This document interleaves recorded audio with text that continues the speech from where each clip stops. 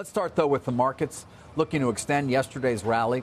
This in reaction to the new wholesale inflation data. The producer price index for July fell, and it was an unexpected fall of 0.5%. It did mark the first month-to-month decline in more than 2 years. The index is now up 9.8% year on year, but down from the previous month, very similar to what we were talking about yesterday with CPI, which was not up, although not down. It was flat month to month. What does it say to you?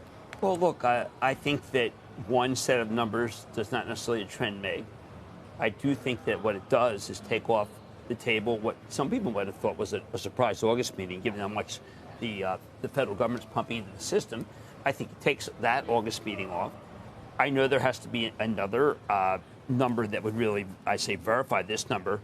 A lot of this number, by the way, is that follow through about what happened with gasoline. But I think that what you're going to see is almost every commodity has fallen. When you read all the chemical notes, steel notes, paperboard, anything, everything's coming down in price. So I do think that this is the beginning. I know that was, as I told you, somewhat controversial. I went up with you, and you said you challenged me correctly. Look, things are better than we thought, but they have to be better than we thought longer, or else the Fed has to keep raising. Right. Although it was perhaps the jawboning itself and the risk of or perception of inflation. You got a little stain on the tie. On the this is part. No. Way up. You can't see it. It's under your chin. Hermes tie. No, you know what it is? It's your makeup from your chin getting on the tie. I do my own makeup. We'll change it during the break. Thank you for bringing up something that's pertinent. Yeah, but what we were talking about, though, Jim, is that the jawboning itself seemed to get people to be concerned about recession and then, therefore, potentially a pullback. We saw that decline in commodities start months ago. Yes, it's true. A lot of these did peak well before this. What I think is encouraging here is the fear factor does diminish.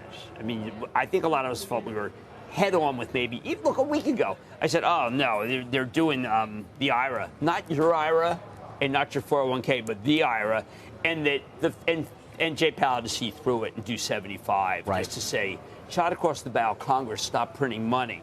But this gives him leeway. Yeah. And any leeway makes it less likely that there's a crash landing.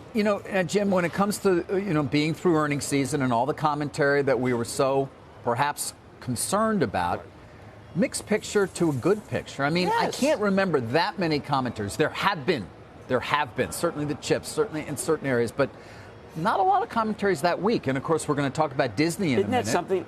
And yet, I know that we joke sometimes about you being a chartist and not. That's not your forte. No. Or fort, depending upon whether you want to pronounce it right or wrong. Correct. On the one hand or the other. Yes. What I do know. What I do know is when I look at these numbers, you can make a case that the Fed should just go away for a while.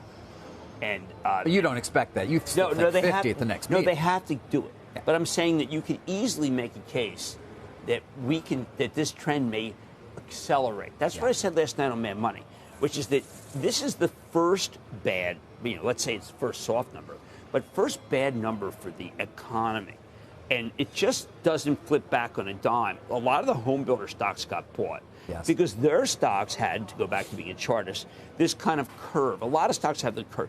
The Allbirds curve, if you want to call it that. Or the Dutch Bros call. We're going to talk about the Dutch. Well, you're kidding, because there's no curve there at all. No, they bottomed, and now they're going back. So are they? Yes.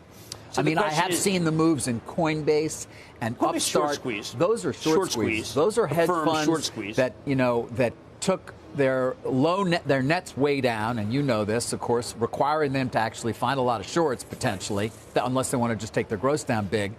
And now they're getting crushed again. Look at that move in Coinbase. Crushed. Those were terrible earnings. Absolutely. Upstart was I couldn't. Nothing short of Upstart this morning, Atlantic. I don't know if people get it, but you have to read it because they said that the company reneged on the promise not to use this balance sheet to bridge.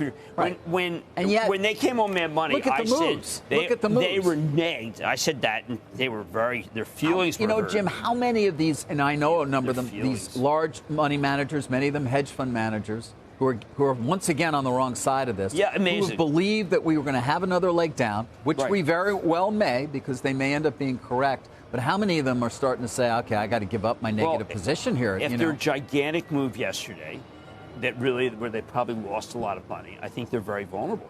They're vulnerable to the Russell 2000 coming back. They're vulnerable to the idea that all the rent the runways and the stitch fixes and the reals are fake and not being stitched or being fixed.